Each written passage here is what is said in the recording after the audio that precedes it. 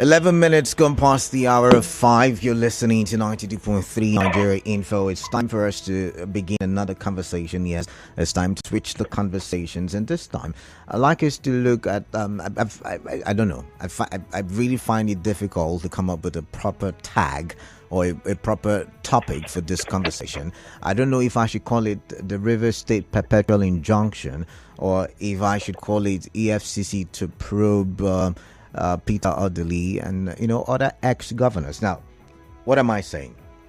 But before I even go into what I'm saying, just so you know, this is Hard Facts on 92.3 Nigeria Info. I am Kalada Kurubatibor, and you're listening to 92.3 Nigeria Info. We're live on Facebook, we're live on YouTube, and we're active on X. All three platforms have the same handle, Nigeria Info PH. I beg your pardon, Nigeria Info PH is the handle. All right, so on Sunday, for those of you who followed the Sunday morning show, the midday cruise, you would have heard me say that the EFCC plans to probe ex-governors, and they want them to account for money spent during their time as governor.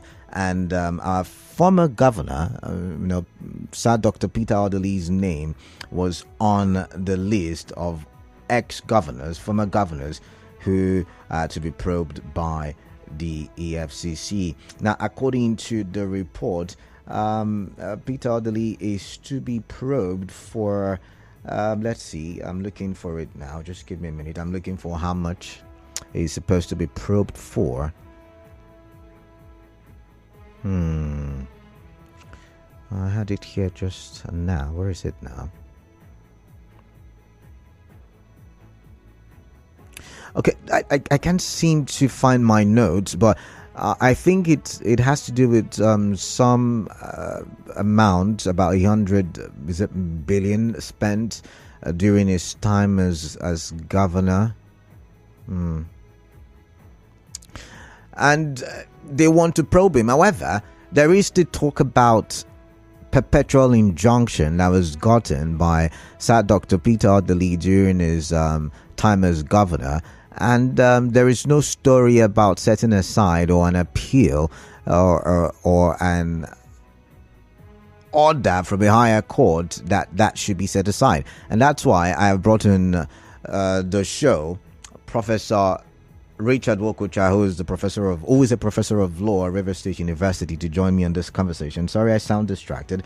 I'm trying to find how much Sir Dr. Peter Odili is being probed for or will be probed for if the probe eventually happens. Welcome on the show, Professor Nwokocha. It's good to have you. Thank you, Sir Dr. Good evening, Nigeria. Okay, so let's start with perpetual injunction. You must know about the perpetual injunction. What can you explain to we that are not lawyers about the perpetual injunction and why it was given in the first place? An injunction is an order restraining a person from carrying out an act, respect of which complaint is brought before the court. And so when an injunction is a perpetual injunction, it means it's one which is to operate in perpetuity, meaning, let's use a common language, forever. Otherwise, that act should never be carried out. Okay. Again. Yes, so a perpetual injunction is an injunction saying that the person against whom it is issued should not ever do that which he was trying to do, from which he was restrained, meaning that it has no timeline. It is forever between them and the party. Okay, now this is where my confusion is. Does the EFCC have a right to go through the books of a state?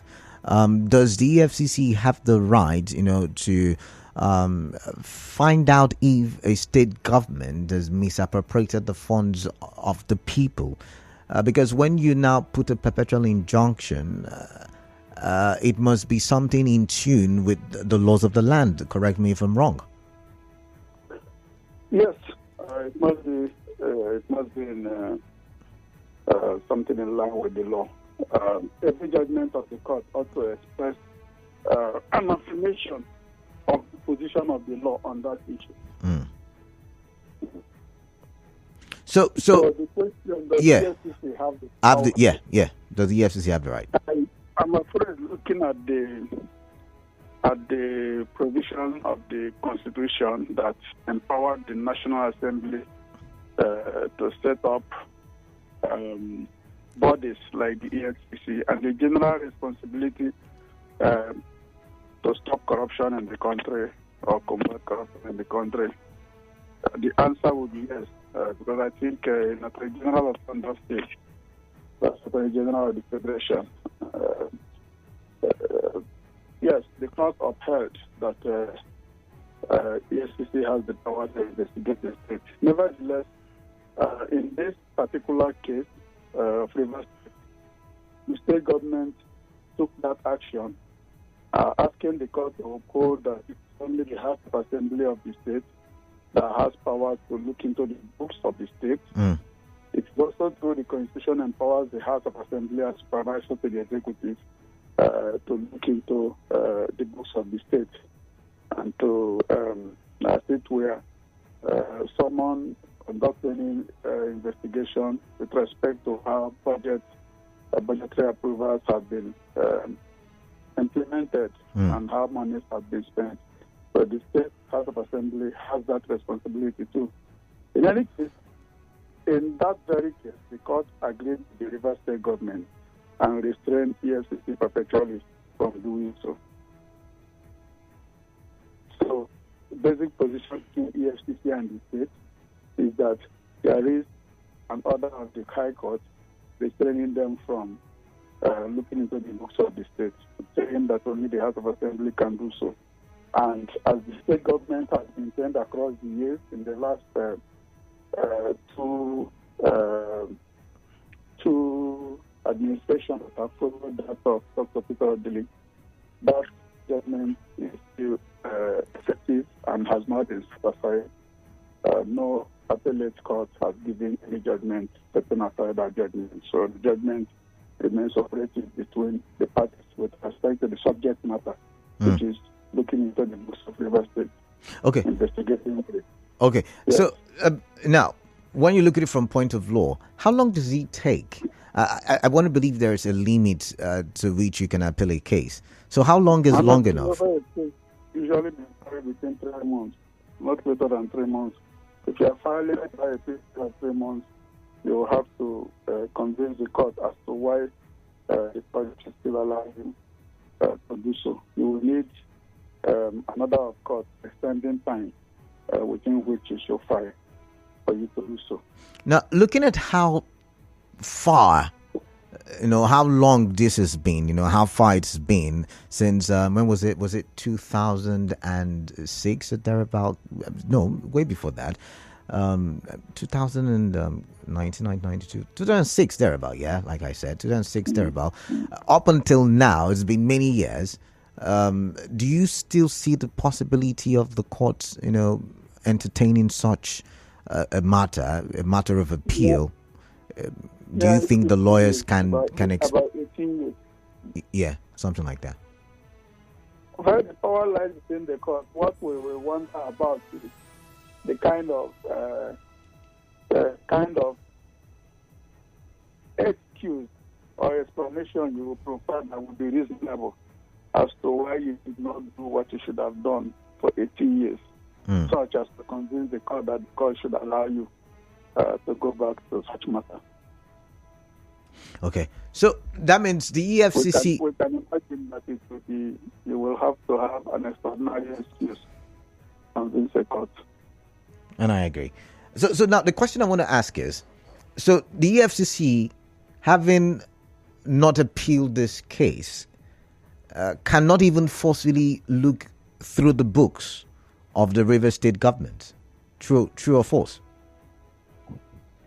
What it means is we don't know the extent of the investigation they had before the action was brought against them. It's possible they had not, because it would be on their attempting to do so that the state filed this action. The action did not begin with the EFCC, it was the state that filed. So we can say they have not interaction in which EFCC had access to the books of the state. Interesting. Okay. So you mentioned in your explanation that the other party, the other institution that can actually go through the books, that can do check and balancing, apart from the EFCC, is the what do you call it now? The House of Assembly. Do you see Yeah. the possibility of EFCC going through the House of Assembly, to investigate or probe past governors and even the present governor? What do I mean?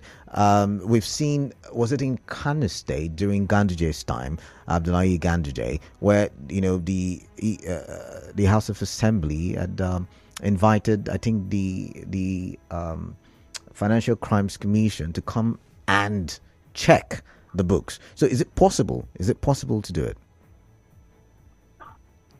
Synergies can be formed, but EFCC cannot act to another. The House of Assembly can petition EFCC and avail them information which will become content of the petition that EFCC can act on.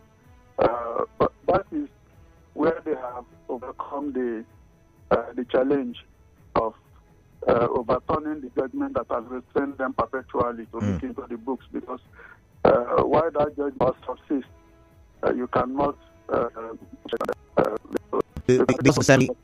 unless they overturn, they get the judgment overturned, they cannot act because they are still restrained, so long as it's the same parties.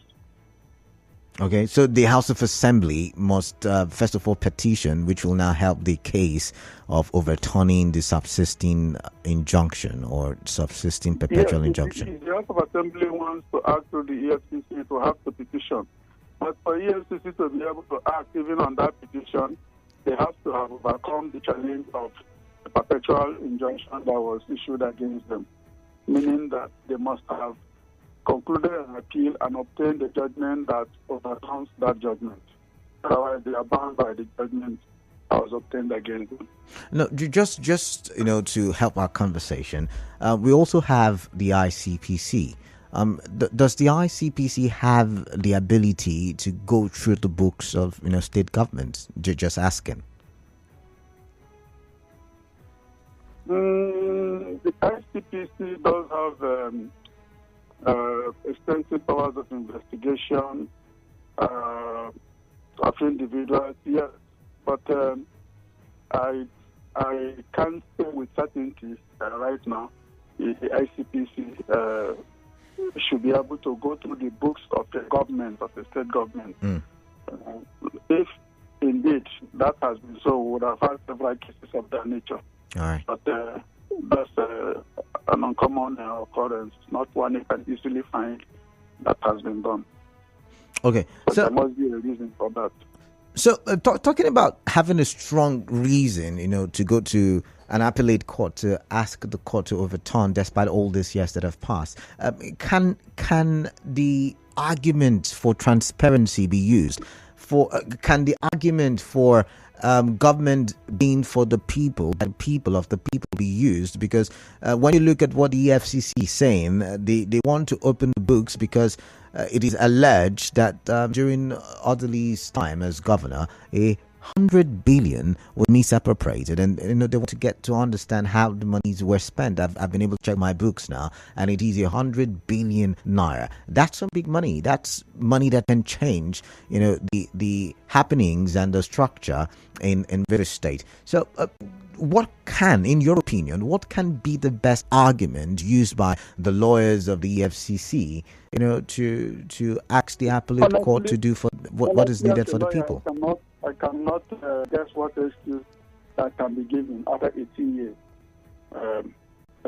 First, you need to explain why you were unable to provide that excuse, why you were unable to act. That is what is the issue. Why were you unable to act within the time that the law allowed you to act? Not what will be benefited from what you want to do now. You need to prefer reason as to why you were unable to act within the time allowed by law. Interesting. Perfect an appeal if you have filed one, or to file one where you have not filed. So what may be gained from allowing this to be filed is not the issue. The issue is what reasonable excuse you have having done so within the time allowed by law and for this length of time. So until we have an assembly that is people-oriented, that is not controlled by any political maestro or political godfather, we will not be able to go through the books of the Rivers government. We would not have transparency. That's what this means, right? Any agency that was named in that suit will not be able to go through it. The suit wasn't just against the EFCC. A number of agencies were named when we looked at the suit title. Any party that was bound by that judgment will not be able to, until they have overturned the judgment. That's what has sustained the judgment here now. And that's why the EFCC, that has been desirous across the years, has not been able to do what they wanted to do. But then again, as a professor of law, do you think the judge did the right thing? I mean, yes, he was asked for perpetuality, but did he do the right thing to give it? During that case, I have said earlier that if you look at the fact that the Supreme Court agreed the power of the EFCC to investigate and prosecute, investigate state coffers and the power to prosecute corruption in a state government. If you consider that the Supreme Court upheld that in the application upon those stages, it is logical to conclude that the position should have been the position held by the Supreme Court at that time. And that's why you will marvel at why the EFCC was unable to do what it should have done. I think it is EFCC that has explanations to do on why they favor the law availed them the power to do. They failed to do so, All right. Okay, let's take some calls. 28 minutes gone, or now 29 minutes gone past the hour of 5. Oh my, it's time for the headline news. So after the headline news, I'll come back and I'll take your calls. We're looking at the perpetual injunction gotten by the Dr. Peter Odili's administration, saying that certain agencies, most especially the EFCC, cannot yet again look into the books, look into the accounts of the River State government, and successive governments have enjoyed perpetuity, and we will. What's the way forward? And this conversation before, because on Sunday it's published, and even though it was always still published, that the FCC looking at the former state governor, someone. Okay, we'll get your full line news.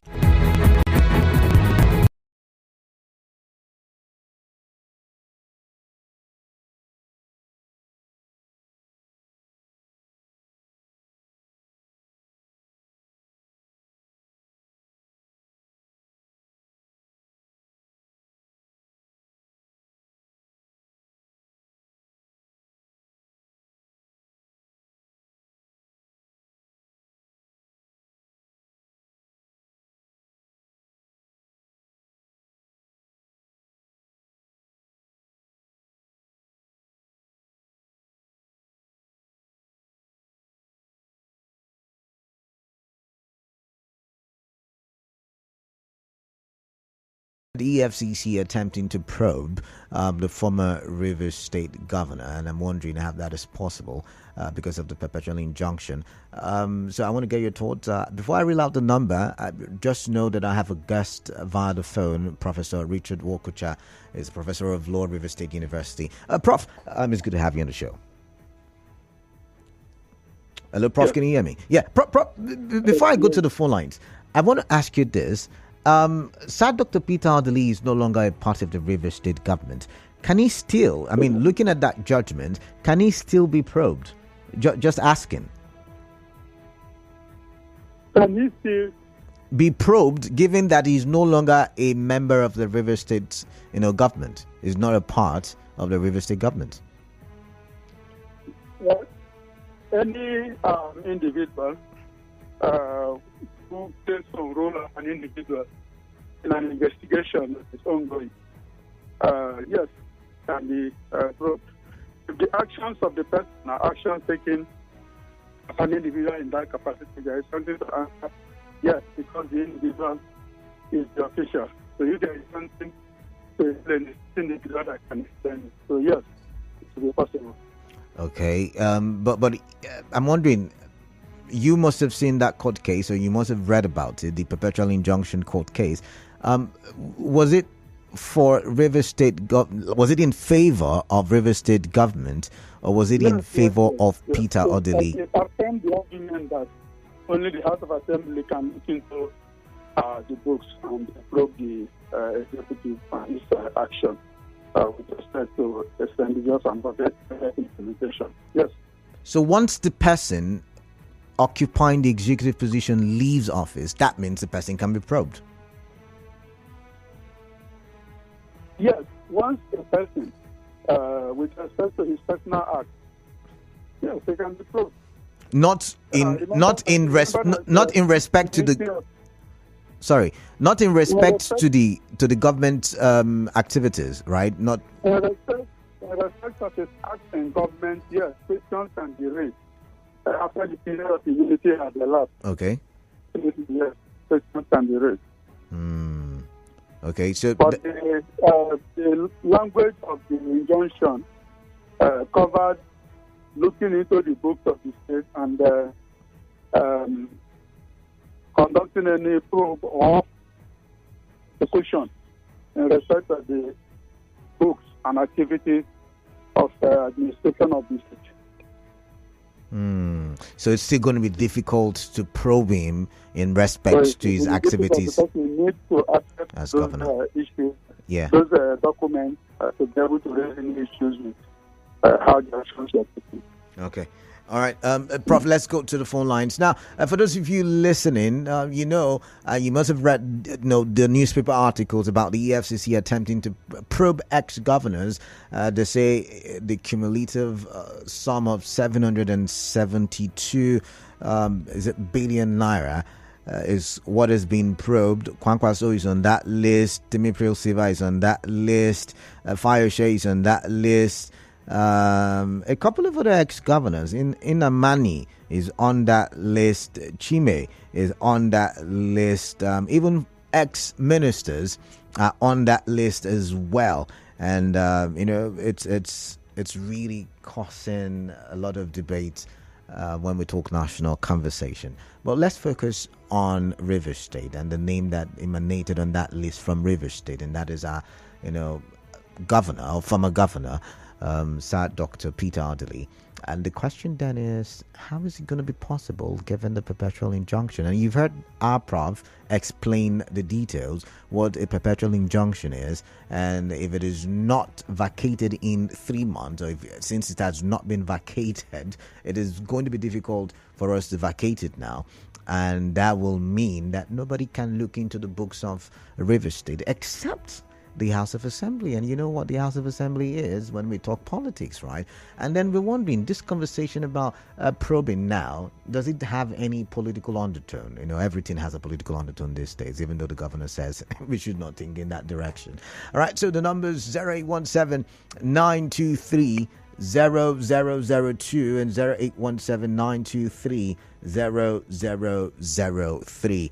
WhatsApp number 0809030646. Prof also did say that for you to be able to vacate now, given the duration, given how long it has lasted, that's the perpetual injunction, you would have to have a very good excuse as to why you did not vacate it in the first place. So maybe you can come up with excuses for the EFCC that the justices will listen to. I'm wondering if you have any. I'd like to hear. But I'm afraid, because this means that a lot of things and skimmings against the people may be going on, and we would not know about it. Clinton from Bury is on the line. Let's take a listen. Clinton, welcome. What is on your mind? Yeah, Kalada, good evening to you. Yeah, good evening to the Prof. Yeah, greetings. Yeah, I believe that the law was made for man, and man not for the law. Okay. So, the perpetual injunction, what was really the purpose, if not for something sinister? Why go ahead and let's say purchase? Because knowing the purpose for that the EFCC saddled with the responsibility to fight financial crime. want to look into the papers of the state. If you are sure that everything was done according to the books, why did you block the EFCC for investigating? Okay. And you went to a court and get an injunction that is perpetual, that nobody can ever investigate. I think it calls for worry and concern. And I don't know if the Supreme Court, which is the highest court of the land, can actually look at that matter and actually modify that particular injunction. It's good of Rivers people. Thank you very much. All right, thank you very much. Obed from Nwokocha. Obed, welcome. What is on your mind? Tell me. Good evening, Canada. Canada, I'm still perturbed why we give much order restrain an agency handled with the responsibility of investigating financial misappropriation. But my question is with information on the public domain, we heard that Justice Buba, who gave that injunction, was later indicted. Was it Justice who? Justice who? Justice Buba. Yes, was later indicted for bribery. So can that judgment be reviewed, considering the fact that the judge that gave that judgment was later indicted on bribery? You understand? That is my question to the guest. Prof, what's the name of the judge that was responsible for that perpetual injunction? Is it Justice Buba? Was it indicted for a misconduct? So long as it's not in respect of that particular case, it's not a ground for revisiting all the cases handled by the judge. Okay. But was it Justice Buba responsible? I don't think it was. Was he the one? I think we can check up that. Okay, we'll check that one out. All right, yes. Okay, so keep your calls coming in and let's get to your thoughts on this very one. It's really getting interesting here in the studio. We're looking at perpetual injunction here in Rivers State as the EFCC intends to probe the former governor, Sir Dr. Peter Odili, to the tune of 100 billion naira. 08179230002, 08179230003. Those are the call numbers. I'd like to get your thoughts. WhatsApp number 0809030641. We're live on Facebook, we're live on YouTube, and we're active on X. And this one says, until the law is allowed to take its course in the affairs of governance in the state, the citizens will never witness the deserved development in the land. Fidelis Elemua from Chokocho. So this one says, if the immediate past governor of Rivers State, Nwokocha, is not on that list, then I dare say it's a scam. Fortune from Port Harcourt. Fortune, those are just your allegations. EFCC possibly knows what it's doing. This one says, good evening. Rivers State is a case study of the what? I think he meant to say the height of corruption in Nigeria. How can a court prevent EFCC to probe a government official of Rivers State where then is, or what then I think he meant to say, is the meaning of democracy. The laws of Nigeria are selective. EFCC should first vacate the injunction. God help us all. Comrade Eluwa Miracle from Nwokocha. I've got Jude from Omuma. Jude, welcome. What is on your mind? Tell me, please. Yeah, good day, Prof. When we said the perpetual injunction in Rivers State, that it is only the State House Assembly that have the power to look into the book. But that includes the local governments in Rivers State, or only the state government. I think it's only the state government because it was specific about the government there. The state government. Not the local government is not included in this perpetual injunction. No, I don't think so. I stand to be corrected. Prof, what? Yes, you're right. The action was taken by the state government. Yes, so the state government. The co-fouls of the Rivers State government, not local government under the Rivers State government. Okay, so local government council can be looked into. Yes, the differences. All right. Thank you very much, Jude. Harry from Port Harcourt, welcome. What's on your mind? Please tell me. Yeah, Calendar, good day. Yeah, greetings. Tell us it. I'd like to hear. Yeah, signed Rivers State government for not to be proved. I've never in support of that.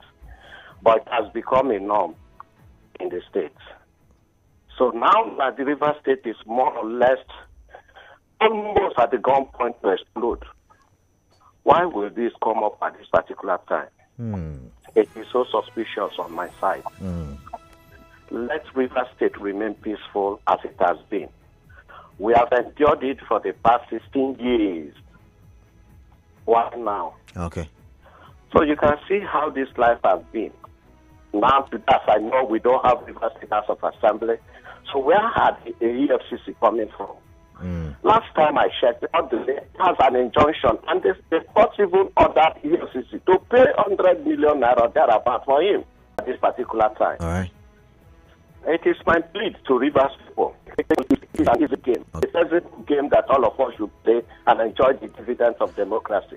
Thank you and God bless. Thank you very much, Harry. But Harry, the question we should be asking is, why did the EFCC not appeal? Or if they appealed, what was the result of that appeal, and why did they not, take it forward to the Supreme Court? These are some of the questions, we should be asking. However, Prof, if I become a governor, let's say, assumptions, I become a governor of Rivers State, and I say, you know what, I no longer want this perpetual injunction. Can it happen? Is that legal? The judgment was not given at the discretion to be applied discretionally. Now, the technical thing here is, because these agencies were parties to that suit and the court made these orders against them, any of them attempting to do what the court restrained them to restrain them from doing will be acting lawlessly. They will be disobeying a subsisting order of the court. So any other court looking at that matter will tell you, no, you can't act in disobedience of a subsisting judgment. But Prof, this is not any of the what do you call it now, respondents working or trying to do against the court. This is the petitioner, and the petitioner is the Rivers State government, right? And the petitioner is saying, okay, court, I'm tired. I'm tired of the perpetuality of this injunction. Can we please scrap it? Can we please allow these agencies to look into our books?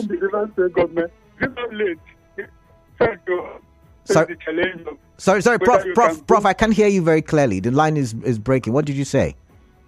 I was saying the first challenge you face is why you are raising that issue now, because every case is a case on its own and it has timelines. When judgments are given, they're supposed to bring an end to litigations between the parties. Okay. Subject to the right of appeal. So you can't relate with that particular case in any way other than the usual way in which issues before a court are visited, which is to ask to go on appeal by the judgment. So if we're raising the question we're raising that EFCC needs to answer, now can the government, which is the legislation of the judgment, also go to court to say, I want to revisit the case of 20 years ago or near 20 years ago, and I want you to do something different. Because the state, because I gave the judgment, which is the High Court, cannot revisit the matter. It's punctus officio. It's only an appellate court, a higher court, which is the Court of Appeal in this case, that can say anything concerning that case and judgment. Okay, so you're saying it's going to be difficult, but what I want to hear is if it's going to be possible. Because the argument can be, in the case of our governor now, Siminalayi Fubara, he can decide to say, oh, okay, I'm a new governor. Or maybe when it's my time to be governor, I can decide to say, oh, I'm a new governor. And I've looked at this case, and I think it's not in the best interest of my people. Can I please apply to the Court of Appeal or even the Supreme Court, whichever one, to please look into this matter and declare this perpetual injunction null and void? Nullities, is that a possibility? I know you've just said it's difficult, but is this a possibility? Only possibility I see. The only possibility I see will be not in respect of that very petition which has been rested subject to appeal. Not in respect of that. Okay. But if any of the parties decides to break the law by disobeying the subsistence order and brings a matter, and a party against whom that matter was brought does not object to it and does not raise the issue of the act of the investigator being unlawful, then the court will go ahead and hear what is before it. So if the party must raise the issue that makes that investigation illegal before the court will act on it. So if a fresh case comes concerning the state government, and the state government does not object to it and does not raise the issue that the court has ordered that this should not be done, then the court will hear. Interesting there. You can go back to that case that was decided about 18 years ago and say, I want you to, because the High Court cannot. Okay. And it's too late for you to file an appeal. Okay. As a beneficiary who wants the judgment to be altered. It's also too late for you. So now let's get this now, based on what you just said. If let's say yet again, I'm not going to put Fubara into this argument now. Let's say I am the governor and I decide to call the EFCC, come and check our books. As long as I'm not taken into court and the court is not brought to, brought into the case or into the EFCC looking into our books, then that means I have not broken and I've not flouted any law, and nobody will be seen to as flouting the orders of the court. If you, the beneficiary, decide to call in the EFCC to come and check your books, whether it is to help you check your books or to check your books to show transparency, that is your decision. As long as there is no objection. So maybe one day we'll get a governor who was to the EFCC or any of the agents to look into the books, but until then we keep. One day we get EFCC to be able to profile a good enough reason to enable the court of appeal revisit the unperfected appeal. Exactly. That's also another angle to it. But let's take one or two more calls. Keep those calls coming in. 0817-923-0002 and 0817-923-0003. This one says federal government don't need any appeal before probing or investigating anybody involved in any perpetual injunction. And no politician or leader is bigger than the law of the land. Odili and other past governors of River State should be investigated one after the other. Dyer, Montana. But Dyer, you're forgetting that the court also is part of the law, and the court also makes the law. So you should think about it from that angle. And someone said, what the law is. Yeah. They also interpret what the law is and explain what the law is. I agree with you.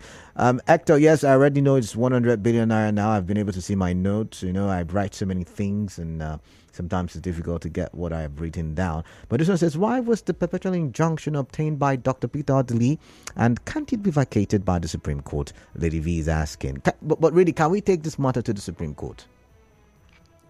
You can't run to the Supreme Court. The Supreme Court hears appeals from the Court of Appeal. So for a matter that has been decided by the High Court, you must pass through the Court of Appeal. Maybe when the Court of Appeal says yes or no, you cannot proceed to the Supreme Court to appeal against that which the Court of Appeal has. All right. But you can't appeal to the Supreme Court from the High Court. Okay. All right. I've got Ida from Nkoro. Ida, welcome. What is on your mind? Tell me, please. Yeah, Kalada, thank you very much. Yeah, quickly. Kalada, the EFCC, since of them when they are probing, I've never seen like a Basha loot. At least they're probing, bringing out the money, doing things that people will see. We're very, very happy. Also, your Basha loot, this person loot. They're not seeing all those things. How are we going to get confidence on them? Now, I want to talk about Odili. If Odili, now you prove Odili, bring back the money to you. Will you give it for River State to use for River State? We will not see it. He said, yes, like this. Their complaints are too much. Let them leave anybody who wants to chop money. Let them not probe anybody. But we're not seeing any probe. Thank you. God bless you. All right. On X, Harold Links is asking, have they vacated the perpetual injunction? That's what we're talking about. They have not. Is it Ken from Ubumini? Welcome. What's on your mind? Please tell me. Yes. Can you be audible, please? However, I think perpetual injunction, according to your guest, is an injunction forever should not be attended, right? Yeah.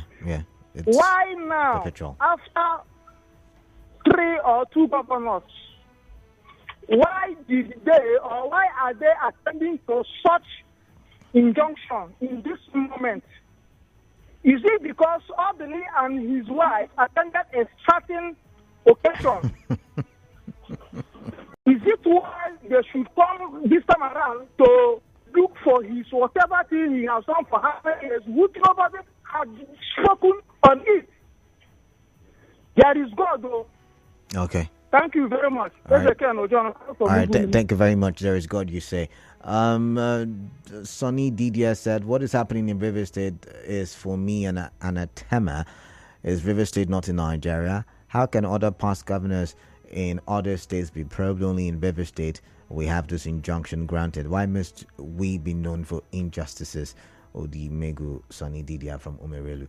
Jarong says, I think you should start inviting some of the judges to answer questions on certain cases. This is because some of the problems facing the general public is caused by supposed custodian of justice. In this case, Dr. Peter Odili, what was the judge thinking? What case was brought before the court? Why didn't the judge guide the counsel in the matter and what should be done, at least for the sake of the future of the state? Itamiu Jarong.